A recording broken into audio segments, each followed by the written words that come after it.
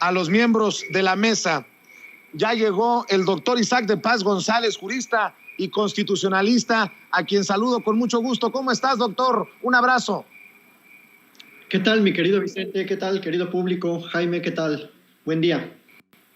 Buen día, y saludo también al maestro Jaime Hernández, editor de La Jornada Sin Fronteras, en el periódico, el gran periódico La Jornada. ¿Cómo estás, Jaime? Un abrazo. ¿Cómo están, queridos amigos? Vicente, Isaac, buenos días a los dos. A ver, déjenme iniciar, si me permiten, con este tema. Víctor Fuentes, el senador del PAN, ya de plano, desde tribuna, pide que México suspenda relaciones con Rusia. El gobierno del presidente Andrés Manuel López Obrador ha sido muy claro, condenar la invasión rusa en Ucrania, pero dijo que no va a suspender relaciones o imponer sanciones. Y bueno, acabo de proyectarles las palabras de Bob Menéndez, el demócrata, que ya quisiera meter la mano en estos temas acá en México. Dame tu opinión, doctor.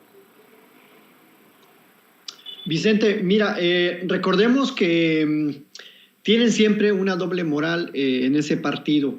El panismo en el 2001, en el 2003, apoyaba férreamente la invasión a Irak. Casi Fox nos pone al borde de un conflicto internacional. Fox, el Güero Castañeda, toda la primera fila panista abogaba porque México se uniera a Estados Unidos en aquella invasión.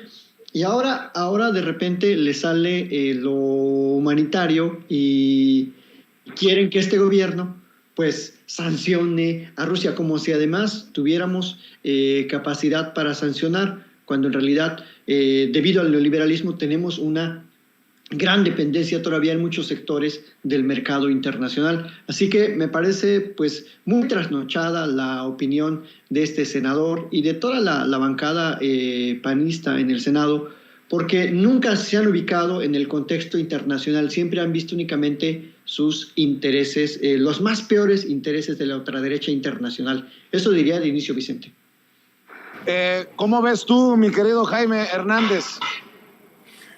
Pues yo creo que, a ver, esta gente del PAN, bueno, que no sabemos realmente porque este personaje es como recordaba bien Toño por la mañana, este personaje, este representante del PAN tiene una crisis de identidad brutal, porque un día es del PAN y otra vez es de Morena y vuelve a regresar a Morena, o sea que son de estos legisladores chaqueteros, que cambian de chaqueta según les convenga. Entonces, según la trinchera que están, lanzan su ponzoña, ¿no? Entonces, estas declaraciones de este personaje, hablando de que México tendría que sumarse a las sanciones, pues francamente no tiene ni puñetera idea, querido Vicente. Te voy a decir por qué.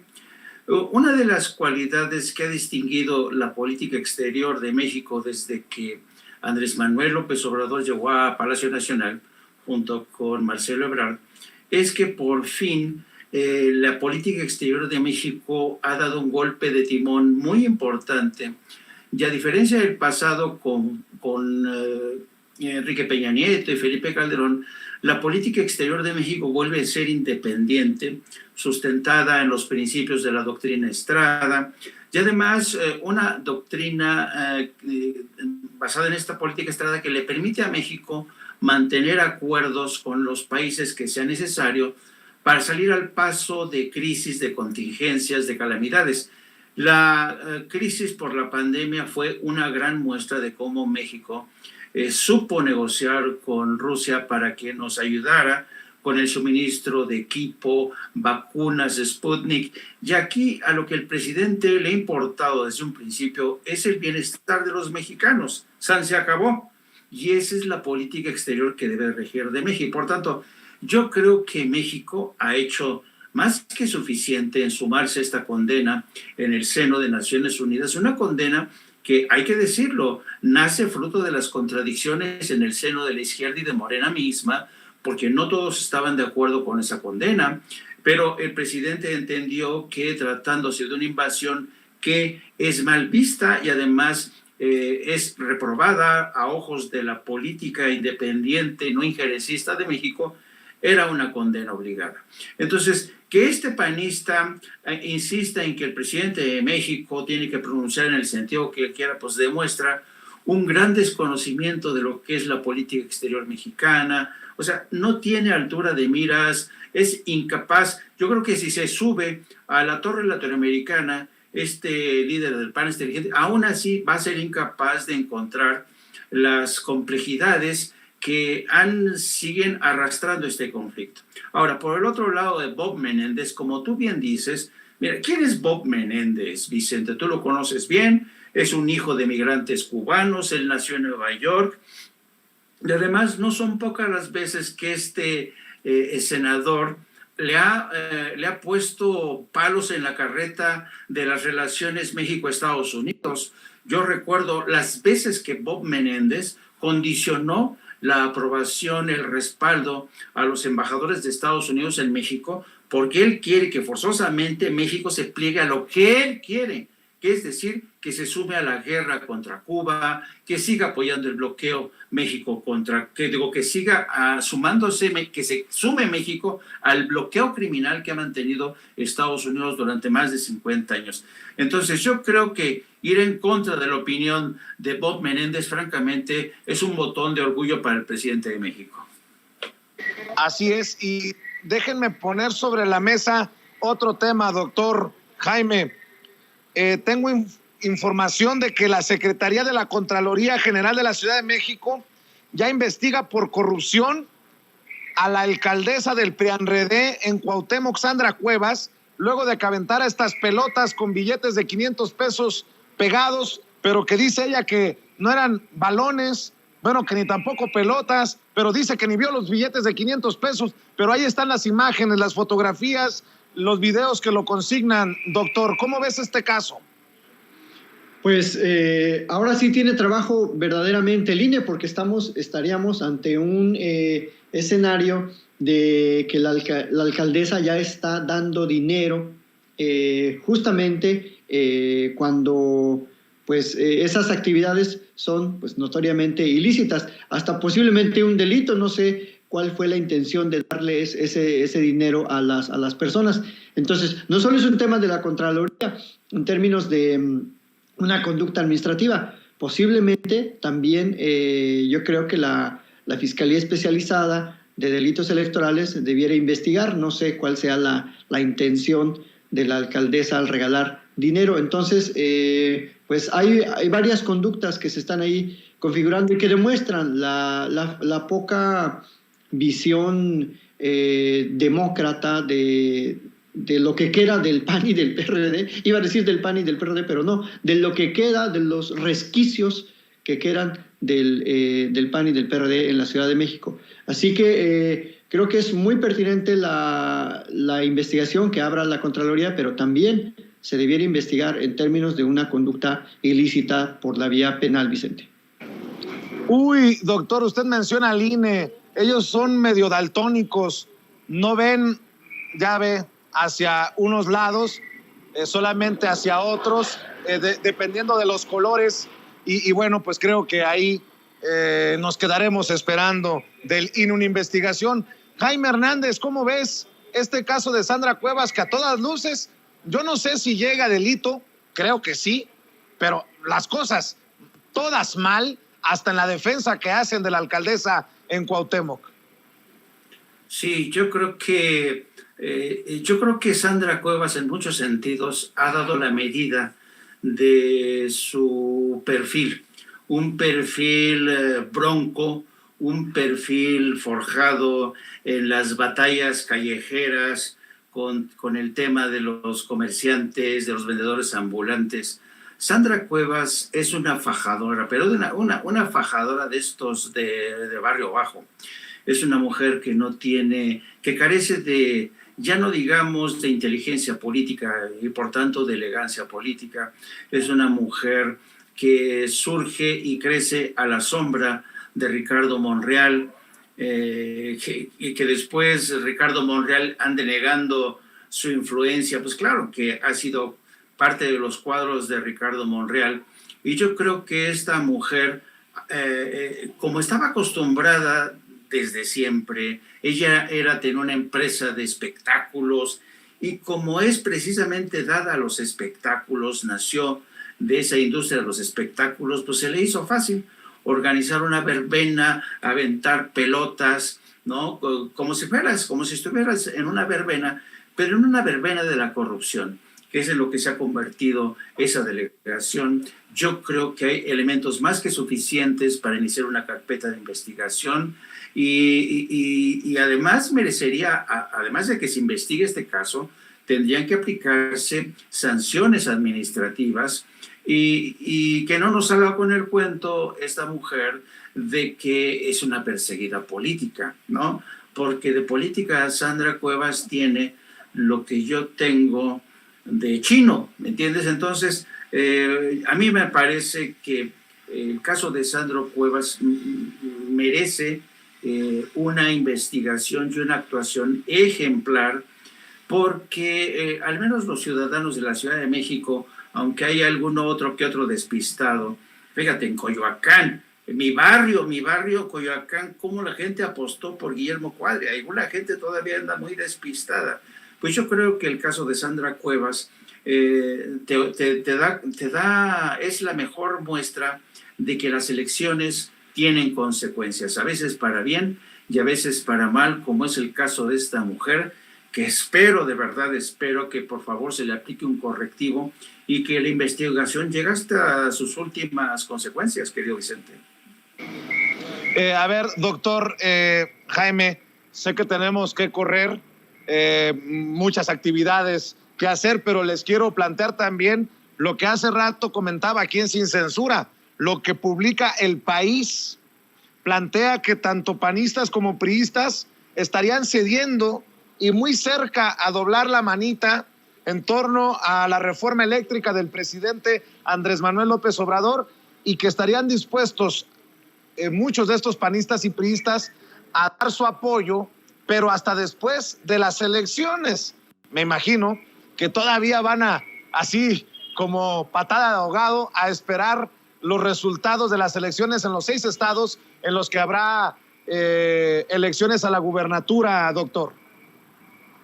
Mira, Vicente, poniéndolo en un contexto como más amplio, hoy el presidente, tú mismo hace ratito lo habías mencionado, hizo hincapié en el desmantelamiento de todo el sector productivo a partir de la época de los 80s. Entonces, no es tanto, desde mi punto de vista, una lucha de politiquería o del presidente versus sus opositores. Está de por medio el país y está de por medio nuestra seguridad inmediata en temas de energía eléctrica, de consumo, de derechos humanos. O sea, sin energía eléctrica no funciona, ahorita en la pandemia, no funciona la educación en todos los niveles, no funciona pues nuestra vida cotidiana. Y ese encarecimiento que estamos viendo de la energía en Inglaterra, en España, debe ser una lección para que aquí las facciones políticas dejen de actuar como tal, como facciosos, sobre todo los perianistas, y se den cuenta de la importancia que tiene el sector energético en México. Por lo tanto, el consenso no es, desde mi punto de vista, en torno a la figura del presidente o de la 4T, sino es en torno a los intereses de la nación, del pueblo de México. Y qué bueno, es una buena noticia que estén cediendo, porque creo que al final está permeando el discurso racional que no solo el presidente, muchas personas de la sociedad civil, en la academia, que hemos pugnado por la reconstrucción del sistema de energía en este país. No solo la energía eléctrica, las otras energías que, pues nos guste o no, todavía van a estar por mucho tiempo dominando la vida económica de México. Y es que si no se hace de esa manera, Vicente, o sea, el país con el neoliberalismo iba en caída libre. O sea, estábamos ya en una etapa, casi los indicadores desde el 2005 al 2015 nos ubicaban con los países más pobres, ya casi nos equiparaban con Botsuana, o sea, con el África subsahariana. Y retomar el control del sector energético significa retomar la soberanía y reconstruir la calidad de los servicios públicos, evitar la inflación, bueno, y todo lo que se ha dicho en los foros. Entonces, qué bueno que estén haciendo conciencia, ojalá que lo hagan por el bien de México, no por el bien de sus partidos, de sus bancadas o de sus intereses politiqueros de corto plazo, porque la verdad eso es lo que han hecho muchos. Yo espero que sigamos apoyando y que esa oposición que parece únicamente fijarse en lo electoral, valore el largo alcance que tiene esta reforma para retomar, pues para desmontar todo ese neoliberalismo que todavía permea las instituciones, Vicente. Yo también quisiera pensar que lo hacen por amor a México, doctor, pero ¿no crees que también lo hagan porque, así lo leo yo, después de la exhibida que medios independientes, que el propio presidente pueda hacer de esos legisladores que voten en contra de la reforma eléctrica, en el caso que no se aprobara la reforma eléctrica, creo que la ciudadanía, el mexicano, la mexicana de a pie, les pasaría factura y creo que sería muy difícil que ganen una elección. Creo que este apoyo panista, priista del que habla el periódico El País, también sería pues un hilo de vida política para estos personajes. ¿No lo ves así? Sí, por supuesto. Pero están jugando su carta de esa manera. Pero claro que tiene mucho que ver pues el escarnio mediático y social, que aunque a muchos les molesta y no aguantan, tienen la piel muy delgadita. Tiene que ser de esa manera. Tenemos que señalar, porque además con nuestro dinero público están viviendo, porque son funcionarios de primer nivel en México, y no es posible que actúen en contra de los intereses de México. Entonces, por supuesto que lo mínimo que merecen es, pues ahora sí, que se acerca Semana Santa, que los crucifiquemos políticamente, porque pues no es válido que actúen en contra de los intereses de la presente y las futuras generaciones, o sea, que encadenen el futuro de este país por unos meros intereses de las empresas transnacionales. Entonces, yo creo que sí ha funcionado muy bien la crítica, los foros, este señalamiento que han hecho pues muchos colegas que hasta han enfrentado a los bots, al escarnio también de la derecha que los ha señalado, pero en el fondo yo creo que van a ceder, que tienen que ceder porque se trata del país, no se trata de sus intereses. Y pues no me gustaría que fuera después de las elecciones, porque es muy sencillo decir, después de las elecciones negociamos. No, el país necesita seguir en marcha en este momento, no después de las elecciones. Buen punto, doctor. Sé que tienes que correr a otras actividades, pero yo te agradezco que te hayas dado el tiempo de estar con nosotros en la mesa de diálogo. ¿Por qué no cerramos invitando a la gente a tu canal de YouTube y a tus redes sociales? Claro que sí, Vicente, muchas gracias. Síganme en Isaac de Paz González en YouTube y en @Isaac de Paz en Twitter. Muchísimas gracias y pues seguimos aquí pendientes. Muchas gracias a Jaime, a todo el equipo de Sin Censura y sobre todo al público que se siga suscribiendo al canal, que comparta y pues que siga en este medio crítico, alternativo y libre como el viento, como tú dices, Vicente.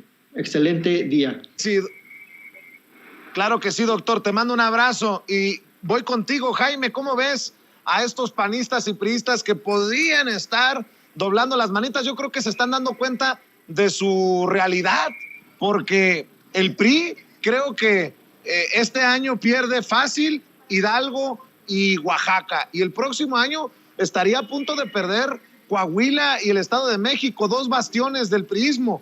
Pues ¿con qué ojos, con qué van a negociar? Y el PAN también por la calle de la amargura, querido Jaime. Sí, yo creo que hay muchos elementos que realmente apuntan en la dirección que comentan tanto el autor del artículo que publica hoy El País como ustedes. Yo creo, Vicente, que en términos históricos podría decirse que en el caso del PRI, el PRI tiene hoy todas las desventajas que tenía en el pasado. O sea, o sus ventajas de ayer, cuando era el gran partido nacionalista, sus grandes ventajas históricas se han convertido en sus grandes desventajas hoy en el México de hoy. ¿Por qué lo digo? Porque evidentemente el PRI primero está ante una amenaza existencial. Yo creo que el PRI va a salir muy mal, como tú también vaticinas, Y yo creo que los líderes del PRI se han dado cuenta de que si ceden en este terreno, es decir, si se suman a una alianza cerrada con el PAN para no apoyar la reforma eléctrica, quedarían fatal ante la ciudadanía, porque hay muestras más que suficientes, evidencias de que la reforma que impulsó Enrique Peña Nieto, con el PAN y todos ellos, pues es una receta para el fracaso. Ya lo vemos con lo que ha pasado en España y en otros países. Entonces yo creo que ellos saben bien que no apoyar esta iniciativa es una receta para el fracaso y que quizá precipite su extinción. En el caso del PAN, fíjate, lo interesante del caso, a mí se me hace que siendo el PAN un partido de carácter conservador, proempresarial, pues va a tener que igual ceder, va a tener que actuar de forma pragmática, porque saben muy bien que los ciudadanos votan con los bolsillos y no se van a olvidar en caso de que no saquen una iniciativa que supondría claudicar ante empresas como Iberdrola, ¿no? Yo creo que este cálculo político ya lo tenía el presidente. Yo no sé si tú recuerdes, Vicente, que cuando al presidente le empezaron a preguntar que qué pensaba, si él confiaba en sacar adelante esta reforma, yo vi francamente al presidente muy confiado, porque sabía de estas contradicciones que estaban devorando al PRI y que lo ponían, el PRI está en un precipicio, al borde del precipicio, y no apoyar al presidente o al gobierno de AMLO en este terreno puede significar su caída definitiva. Así es que creo que no se necesitan más de 2 dedos de frente para sumarse a este vaticinio, y yo creo que efectivamente el PRI y el PAN han entreabierto la puerta. Además, hay un factor adicional que hay que tomar en cuenta, querido Vicente. Adán Augusto, el secretario de Gobernación, es un operador político muy hábil, tiene una destreza, es legendaria la destreza política de Adán Augusto. Así es que yo creo que Adán Augusto está haciendo bien, los está capoteando bien. Así es que creo que al final del día van a tener que apoyar. Y lo interesante va a ser cómo justifican su respaldo a favor de esta iniciativa. Así es, mi querido Jaime, para cerrar este tema que creo que es importante, porque podría incluso terminar cerrándole el paso a Donald Trump rumbo a la presidencia. Comité que investiga asalto al Capitolio acusa a Trump de conspiración y obstrucción en elecciones de 2020.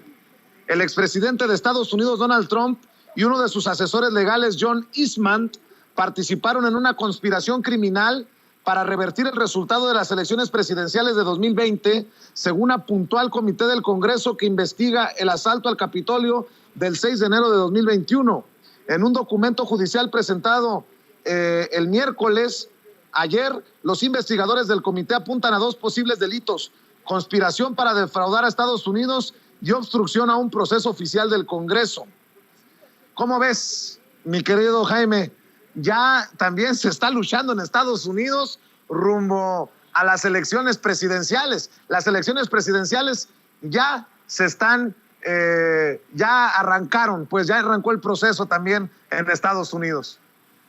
Sí, yo creo que esta es una decisión que yo creo que se habían tardado ya, querido Vicente, y este comité de la Cámara de Representantes que al final dicen, bueno, tenemos pruebas suficientes y que pueden sustentar un caso que llaman ellos de buena fe para determinar que el expresidente incurrió en un delito. Esto hay que tener en cuenta que, por un lado, está el caso de la investigación de este comité, que presentó el caso ayer ante un tribunal en California. Pero también acuérdate que hay otra serie de investigaciones que apuntan a los negocios de Donald Trump y sus hijos en Nueva York. Yo creo que el objetivo, y se me hace bien porque esto confirmaría que a pesar de que Estados Unidos es una democracia desde mi punto de vista maltrecha, por lo menos siguen funcionando los controles legislativo y judicial para llamar a cuentas a un personaje que desde mi punto de vista es un peligro y quizá es quien más ha socavado la democracia en Estados Unidos y ha sido una amenaza para México en términos de seguridad. Yo creo que si avanza este caso, esperemos que avance este caso, no hay que olvidarnos que casi no hay muy pocos antecedentes de juicios judiciales contra expresidentes. Ha habido juicios políticos que se han prosperado, creo que uno, como mucho. Pero esto sería de enorme trascendencia porque no hay que olvidar también que Donald Trump tiene una base de seguidores muy importante que están pendientes y yo me atrevería a decir que incluso algunos de ellos estarían dispuestos a salir a la calle para defender a quienes ellos consideran que es la más segura apuesta para sacar a Joe Biden de la Casa Blanca en el 2024. Así es que no hay que perder la atención de este caso porque quieras que no, Vicente, y tú que eres ciudadano de Estados Unidos, sabes perfectamente que este tipo de cosas impactan, nos gustan o no, la política de México, la política exterior, porque México y Estados Unidos, yo le he dicho muchas veces, México y Estados Unidos son como dos hermanos siameses, uno güerito y otro morenito. Estamos unidos por un montón, comercio, seguridad, en fin, demografía, migración. Entonces, no cabe duda que el caso de Donald Trump nos va a impactar, ojalá que para bien, espero que para bien, y ojalá que Estados Unidos se redima con este caso, porque muchos ya dudábamos que Estados Unidos era realmente el faro de la democracia más avanzada, después de haber visto cómo Donald Trump mancillaba la Casa Blanca. Mi querido Jaime Hernández, siempre es un importante escuchar tus opiniones, tus comentarios aquí en Sin Censura. ¿Por qué no cerramos invitando a la gente para que te apoye en tu canal, para que lean lo que publican en la Jornada Sin Fronteras, para que te sigan en redes sociales? Sí, los invito a que se sumen, querido Vicente, a nuestro canal de No Apto para Cínicos, que transmitimos todos los días a partir de las 14 horas hasta las 15:30 horas y también a través de nuestras cuentas de Twitter, @JaimeYourno, y a través de la sección de la Jornada Sin Fronteras, que desde hoy estamos haciendo un seguimiento muy puntual de este éxodo masivo de que ya hablábamos en el pasado. Es un fenómeno fascinante porque son básicamente mujeres y niños los que están huyendo. Los hombres están regresando para sumarse a las fuerzas de combatientes que en este 7º día ya de combates que están arreciando, y hemos estado tratando de consignar, y además las contradicciones de este éxodo, donde los ucranianos están facilitando la salida de sus ciudadanos, pero no la de otros ciudadanos, me refiero ciudadanos de origen africano o musulmán. Hay una suerte de discriminación, esta guerra siempre, digo que la guerra siempre saca lo mejor y lo peor de nosotros, y estos son los temas que estamos tratando de abordar en la Jornada Sin Fronteras. Muchas gracias, querido Vicente, y un abrazo. Un abrazo, Jaime Hernández, muy interesante la cobertura que realizan en la Jornada Sin Fronteras, al pendiente. Gracias a Jaime Hernández. Y déjeme hacer aquí algunos movimientos.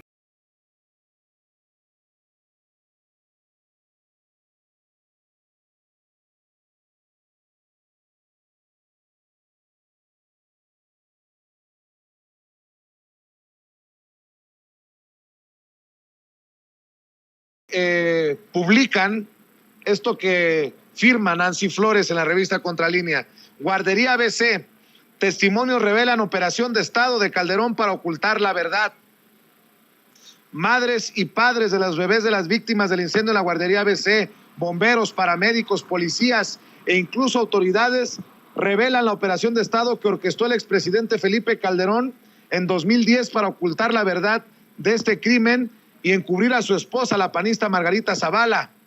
Las desgarradoras narraciones formaron parte de la investigación que elaboró y defendió aquel año el ahora ministro presidente de la Suprema Corte, Arturo Saldívar, e integran el nuevo expediente que la Fiscalía General de la República abrió en 2020. Algo que usted también ha escuchado aquí en Sin Censura, con los testimonios de Julio César Márquez, de Julia Escalante, padre, madre de niño y niña, respectivamente, muertos en el incendio de la guardería ABC, que han confiado también a Sin Censura su versión, que seguramente no es la versión que ha recogido en el lugar de los hechos o hablando con los protagonistas, un personaje como Sergio Sarmiento, quien publicó un artículo hace unos días en el periódico Reforma que retuiteó y que tomó como defensa el mismísimo Felipe Calderón en redes sociales. Para hablar de esto que publica en la revista Contralínea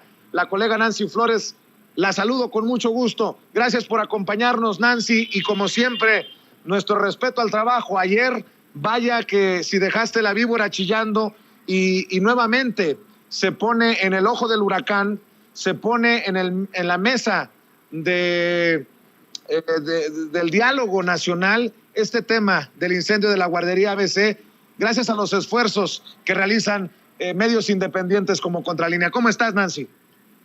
Hola Vicente, buenas tardes. Sí, fíjate que tuve esta oportunidad de preguntarle al presidente López Obrador acerca de esta guardería ABC y sobre todo pues esta pues opinión que él lanzó, me parece que una de las más fuertes que ha tenido respecto de el expresidente Felipe Calderón Hinojosa, porque acaba enunciando varios de los crímenes, de los múltiples crímenes que cometió Felipe Calderón Hinojosa desde que asumió el poder pues a través de un fraude. Entonces es muy importante no solo para Contralínea, sino en general que todos los medios no corporativos como Sin Censura pues sigamos este tema y que la sociedad acompañe a los padres y madres de familia, a los familiares de todas las víctimas, a los propios sobrevivientes y sobre todo también a los dolientes de los 49 bebés que perdieron la vida en ese incendio, porque tan solo ayer mismo,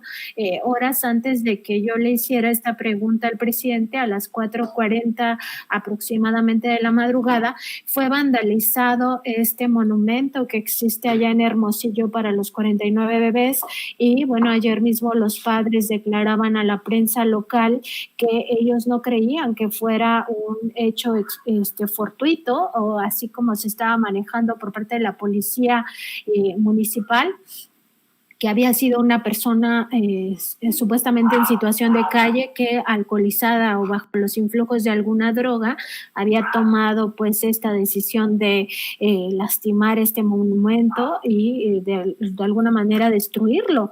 Entonces sí es muy importante que acompañemos a los familiares en toda esta búsqueda de justicia, sobre todo ahora que están estas declaraciones tan relevantes del ministro presidente Arturo Saldívar Lelo de la REA, en el sentido de que hubo una operación de Estado para ocultar esta verdad y en esa operación de Estado pues prácticamente fueron utilizadas las instituciones de los 3 niveles de gobierno, pero sobre todo el Instituto Mexicano del Seguro Social para lastimar aún más a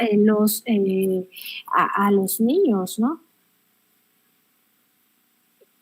Nancy, te saluda con mucho gusto Toño Ruiz y le pido a don David que nos grabe. Este es un tema verdaderamente delicado. Tú bien lo mencionabas, hiciste el planteamiento ayer en la conferencia de prensa mañanera y el presidente López Obrador te da una respuesta que a muchos no deja satisfecho, que desde el inicio de su gestión él planteó que no buscaría investigar o perseguir a los expresidentes, que él sigue en el tenor de olvido no, pero perdón sí.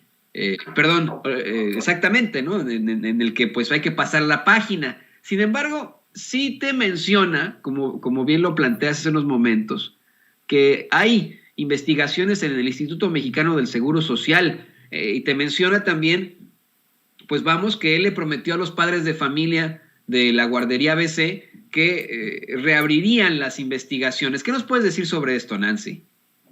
Sí, mira, muy importante esta parte, Toño, porque no solo es que el presidente al final de su alocución, que fue larga, alrededor de media hora, que me dice primero que él está más por la no repetición de los hechos, al final de esta alocución, cuando ya yo le vuelvo a preguntar si acaso la Fiscalía General de la República les solicita que colaboren y de alguna manera entreguen estos archivos, el presidente me dice, bueno, hay que decir que desde 2019 se estuvo acompañando a los padres y el Instituto Mexicano del Seguro Social hace esta nueva denuncia. Esta nueva denuncia se radicó en la Fiscalía General de la República en 2020 y retoma no solo el proyecto del ministro Arturo Saldívar, donde ya se daba cuenta desde 2010 que hubo graves violaciones a los derechos humanos y que estas no prescriben, sino además retomó la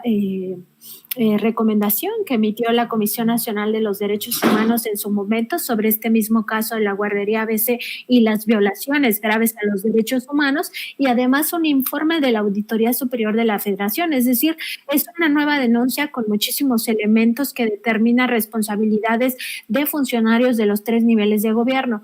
Lo que entiendo es que en efecto no va contra Felipe Calderón Hinojosa, sin embargo, hay otros procedimientos internacionales a los cuales esta declaración del ministro presidente podría ser fundamental para castigar al Estado mexicano. Una de ellas, digamos que la específica sobre el caso de la guardería ABC, está en la Comisión Interamericana de Derechos Humanos, a un paso de que la Corte Interamericana de Derechos Humanos ya determine qué pasó y cuál fue el papel del Estado mexicano en la atención a este incendio. Y el segundo y muy importante proceso internacional es esta denuncia penal en la Corte Penal Internacional. No hay que olvidar que eso es por crímenes de lesa humanidad, y esto encaja perfectamente en esos crímenes de lesa humanidad, porque no solo se trata de que fuera un accidente, sino de las condiciones que propiciaron ese accidente, que tienen que ver con negligencias y con abusos de poder, con corrupción en el Instituto Mexicano del Seguro Social para subrogar esta guardería que no cumplía a todas luces las indicaciones que se necesitan, sino además la atención después a la propia tragedia. Se impidió, y eso lo dijo el ministro Arturo Saldívar, que se llevaran a los niños a Sacramento, Estados Unidos, para recibir una atención especializada a niños con quemaduras y con esta inhalación de humos tóxicos, y se privilegió que estos niños, y eso fue por una decisión arbitraria del IMSS, se trasladaran a Ciudad Obregón y a Guadalajara. Entonces estamos hablando de múltiples violaciones de derechos humanos a lo largo de esta cadena de errores que posibilitaron la tragedia. Y en este sentido, pues el propio presidente López Obrador decía, es un expediente abierto. Y sí, lo confirman tanto la Secretaría de Gobernación como el IMSS más tarde, el día de ayer, que a propósito de la pregunta que hice al presidente, pues confirman que existe esta nueva averiguación previa, esta nueva denuncia, y además indican, y esto es la parte más importante al final del boletín, indican que ellos van a entregar todos los expedientes que tengan a la Fiscalía General de la República. Esto es muy importante porque yo lo que le decía ayer al presidente es que existen o deben de existir en los archivos diversos expedientes, por ejemplo, del CISEN, y estos sí podrían hablar de esta operación de Estado que se ejecutó para encubrir esta tragedia y estos crímenes alrededor del incendio de la guardería ABC. Y ahí es donde ya se podría enfilar una investigación interna hacia la responsabilidad de Felipe Calderón. Así es, querida Nancy.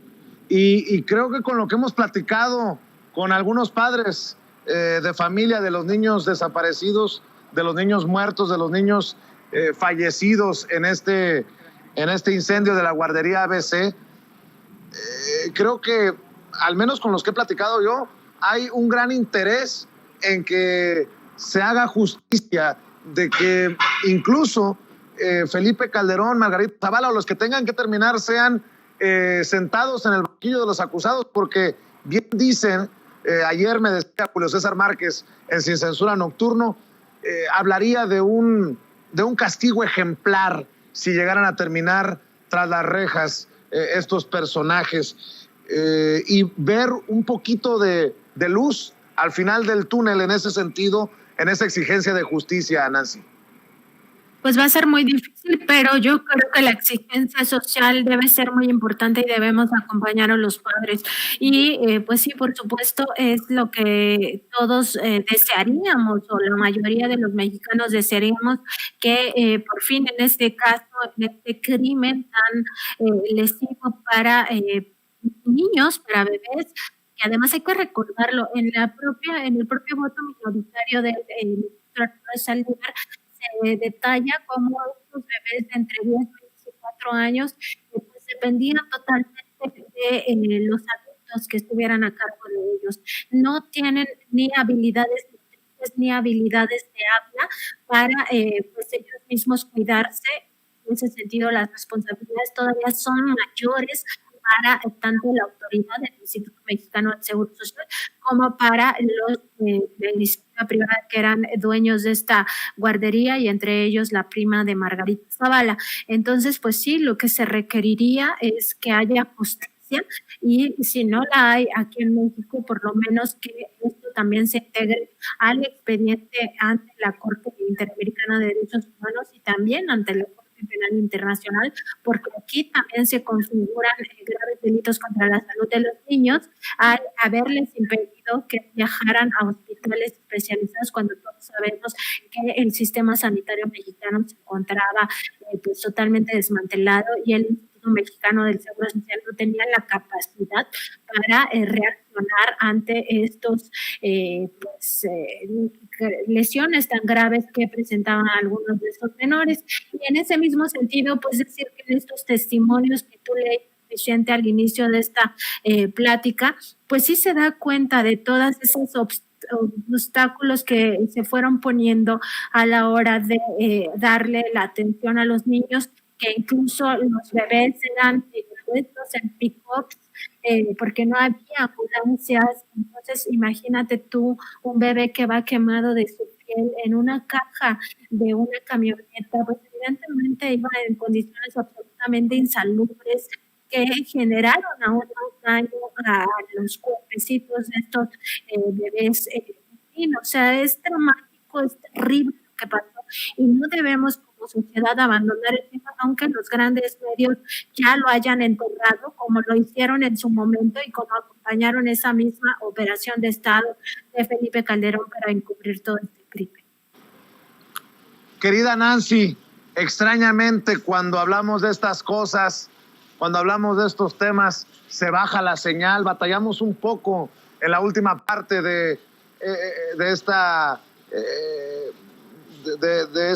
entrevista contigo por la conexión. No sé si fuiste tú, fuimos nosotros, pero de estas cosas extrañas que ocurren, mi querida Nancy, nosotros siempre al pendiente de lo que publican, de lo que firmas, sobre todo en la revista Contralínea. ¿Por qué no cerramos invitando a las miles de personas que están conectadas, más de 16,000, 17,000 personas conectadas en nuestra transmisión en vivo y en directo, para que revisen esto que publicas y para que estén al pendiente del programa a través del canal de YouTube y obviamente a través de tus redes sociales? Claro que sí, ya ves que aquí no existe el sabotaje, entonces seguro es un tema nada más de la conectividad. Estamos en Contralínea, en nuestro canal de YouTube y en Facebook Live de lunes a viernes a partir de las 9 en nuestro programa en vivo, y además pues a mí me encuentran como @Nancy_Contra en Twitter, y a la revista como @Contralínea también en esta red social, además en www.contralinea.mx están todas nuestras investigaciones para que nos visiten también en la presente. Pues siempre es un gusto platicar contigo y sobre todo exponer estos temas que pues, le interesan a la sociedad y que en este caso pues exigen justicia y con mucha razón. Te mando un abrazo y saludos a todos. Ya los veía temprano a ti, a Sósimo, muy apasionados, fuertes, como siempre, desde el periodismo de investigación. Toda nuestra admiración y todo nuestro respeto. Estamos al pendiente, Nancy. Un abrazo a ti y a todo tu equipo. Y también estábamos asustados por la alarma sísmica. Sí. Hay que comer bolillo. Yo ya me comí 3. Bueno, dicen que es 1, pero bueno, perdí la dieta, mi querida Nancy. ¿Qué le vamos a hacer? Te mando un abrazo. Un abrazo a ustedes. Hasta luego. Amigos, amigas, regresamos en breve. Pero mientras seguimos hablando sin pelos en la lengua, sin censura, usted puede suscribirse a nuestros 3 principales canales en YouTube. Sin Censura Media, en donde tenemos más de 1,600,000 suscriptores. Sin Censura TV, en donde tenemos más de 1 millón de suscriptores. Y en Sin Censura Presenta, en donde queremos llegar muy pronto a los 100,000 suscriptores. Si usted ya está inscrito en Sin Censura Media, suscríbase en Sin Censura TV. Si ya está suscrito en Sin Censura TV y Sin Censura Media, suscríbase a Sin Censura Presenta. Recuerde que es gratis, no tiene que sacar un solo centavo de su bolsillo para apoyarnos. Dele clic en la campanita para que los señores y señoras de YouTube envíen las notificaciones cuando estemos transmitiendo en vivo y en directo o estemos subiendo videos. También nos puede seguir en Twitter en @_Vicente Serrano y hasta en Instagram. Ojo, también estamos en Instagram. Son nuestras redes sociales y con el apoyo de ustedes seguimos creciendo, porque con ustedes todo, sin ustedes nada.